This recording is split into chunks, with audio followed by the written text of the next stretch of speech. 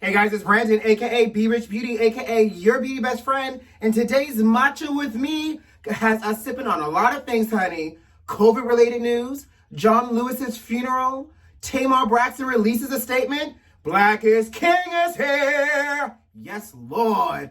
Oprah, and did y'all see that the NYPD was smoking while on duty? Child, let's get started. You know what to do. Grab your beverage, grab your juice, and grab your tea, and let's get started.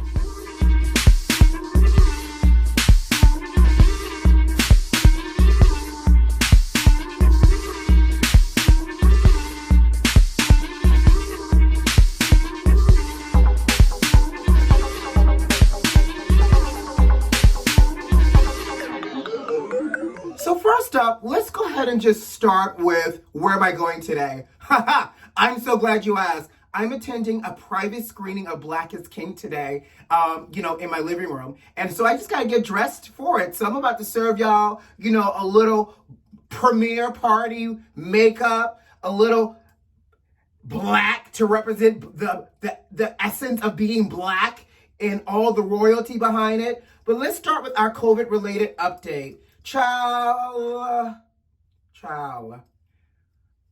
Herman Cain has gone on to be with the Lord. And let me tell you, now, COVID-related deaths are absolutely serious. So I'm not taking away from that at all. What I am highlighting, though, is that Herman Cain got sick with the COVID after attending 45's Tulsa, Oklahoma's rally. Now, he was also, I'll insert the photo here. He also posted, a picture of him at the rally, during the rally of, Black Voices for 45. And clearly you can see he and everyone else that's immediately around him had on no mask at all. Now, let's also be real. Sorry, I'm just jingling, baby, in the ice.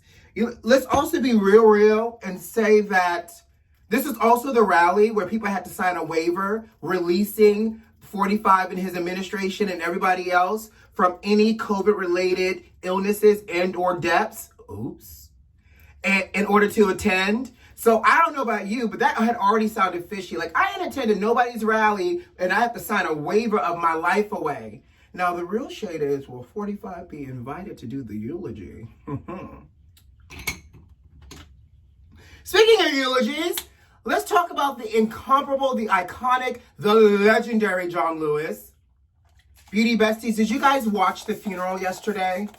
Now, I was having this discussion with a friend, and my friend was like, that funeral was long. Well, he was not an ordinary man. So you can't have a wham-bam hour-long funeral or an hour and a half. That funeral was what, a little over 3 hours? And deservingly so. Now, don't get me wrong, a little over 3 hours is a long funeral to be up in a church house, but it definitely was shorter than Aretha's. Now, I think it speaks to the testament of who John Lewis was. He had not one, not two, but 3 presidents to come and speak at his funeral. My. Not to mention Speaker of the House, Nancy Pelosi. You had iconic people from Atlanta in the house. Zenania Clayton spoke.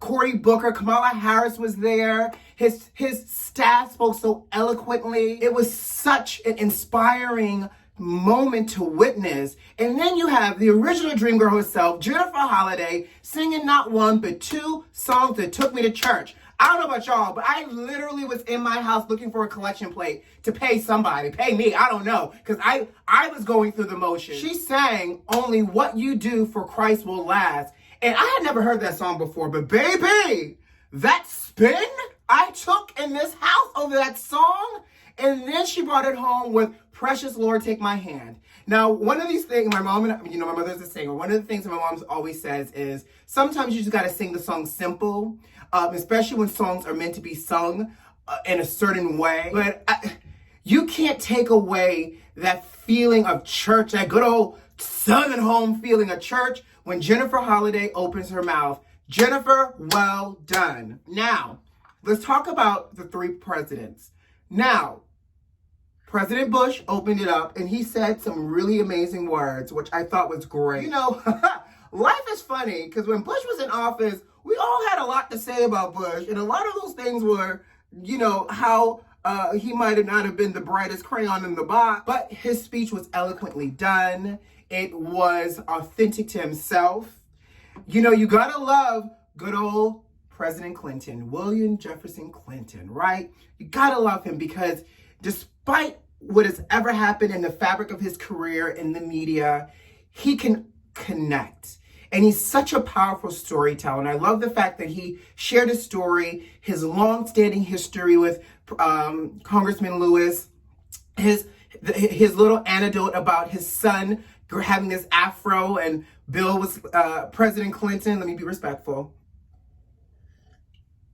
President Clinton was mentioning how, he told John Lewis to let the boy grow his afro out. It was big and beautiful. And if I could have hair that grow like that, I would. Trust me. I'm sure you would, Bill. I'm sure you would. Okay. But the icing on the cake was our forever president, President Obama, who came swagging out, sauntering after Jennifer got done singing. He took that podium. He took that mask off. He stood in what we've known to love about him. He stood into his authority. He stood into his charisma, his passion, and he leaned in with his voice to give such a beautiful tribute to Congressman Lewis. I'm not going to get all teary-eyed, honey, but there were a few things in, President Obama's speech that, one, sent a message, two, snatched the last three remaining strands of hair off of 45's head, but most importantly, it was so inspiring. The fact that he said that someday when we do finish that long journey to freedom, John Lewis will be a founding father in shaping a fuller, fairer, better America. Now, baby, if that didn't make the church say amen, I don't know. But what I do know is once President Obama got done, he took his moment and he waved to the people. He was real presidential. He waved to the people. He blew kisses to the people. He literally was our forever and still forever president. But what it says to me the most, guys, is that despite what we see in the White House currently, there are still leaders, and we have leaders that continue to lead through compassion, empathy, and can show up when we need it. And that's what's inspiring, to know that hopefully we can get back to that same space very soon, okay? Now, what's next? Black is King is here. Now, I didn't stay up to 3 a.m. because, I needed to get up this morning to be able to, bring y'all matcha with me. But baby, Beyonce did an interview with, actually, let me take that back. Beyonce did not do an interview. Beyonce sent in a video recording that they morphed into an interview.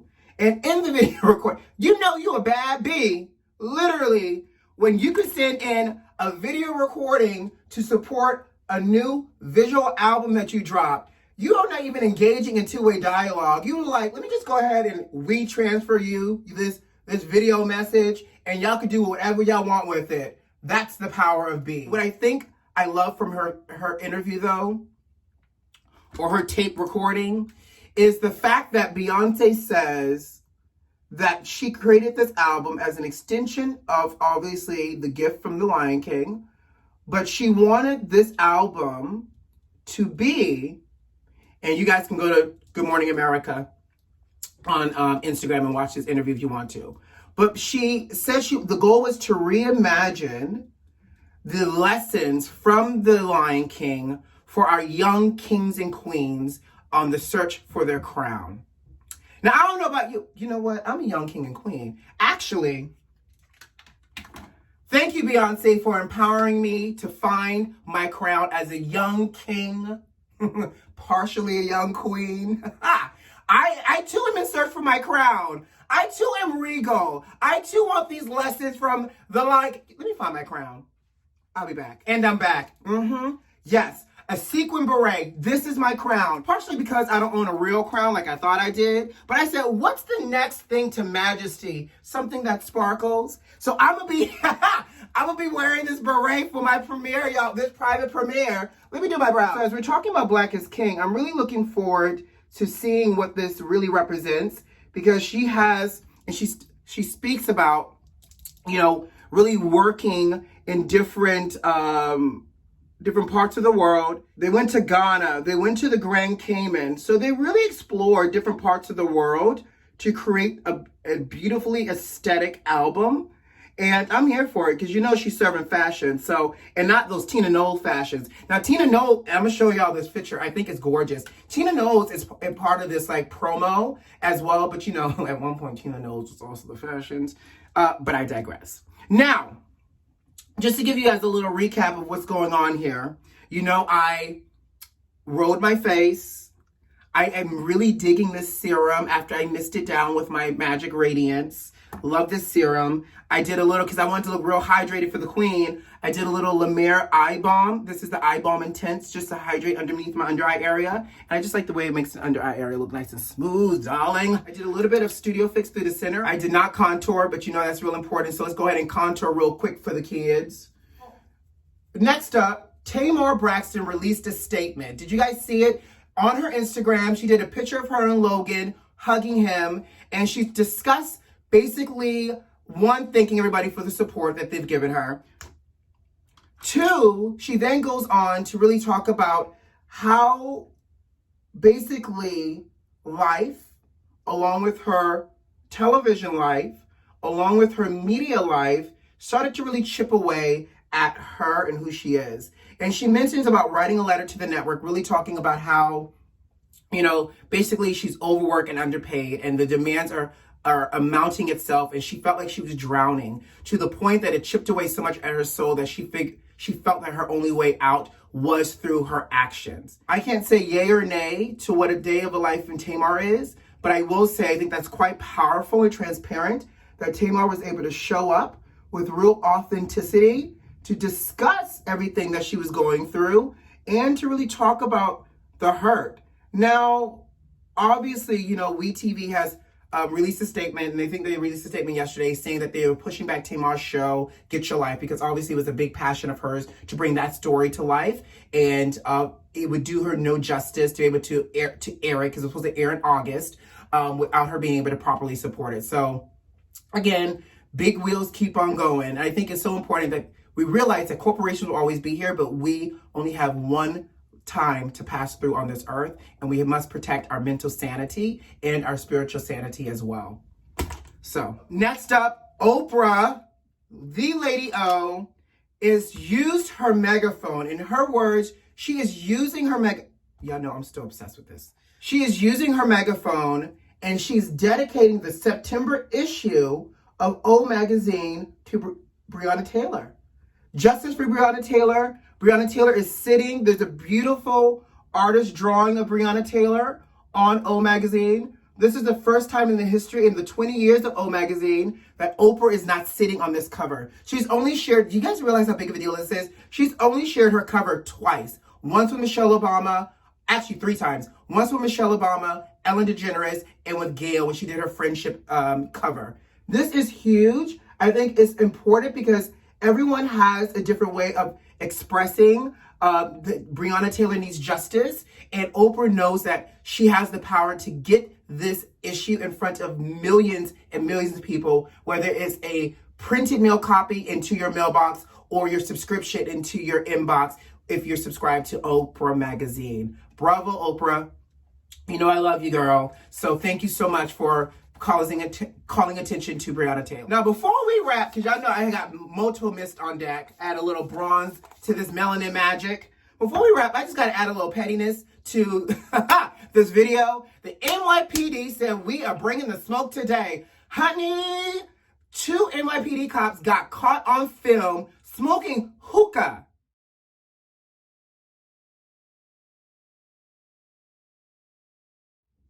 Not a vape, hookah. Like, bump COVID, we're going to share a hookah pipe and we're going to share and set up a hookah in the passenger side front seat of the car. Okay, girl. Really, the day-to-day life of NYPD is getting to the kids, so they got to smoke on a break. I don't even know if they're on a break, but what we do know is that they were on duty, in uniforms. Somebody caught the video, and word on the street is the guy posted the video at 5:30 p.m. At 11:30 p.m., knock, knock, knock. The officers were asking him to take it down. Baby, something don't sound right with that. Y'all can't be intimidating people. They should not have been smoking on the clock. All right, guys, so that's it for me. I am ready to attend my private premiere of Black is King. You know what to do. If you like this video, subscribe to the channel, and most importantly, leave me a comment. Tell me what you thought about Matcha with Brandon. I was on vacation this week, so I want to bring you guys something new and different. So truly, let me know what you think about it. Maybe we'll do it again. Until next time, stay safe, enjoy Black is King, and love you lots. Bye.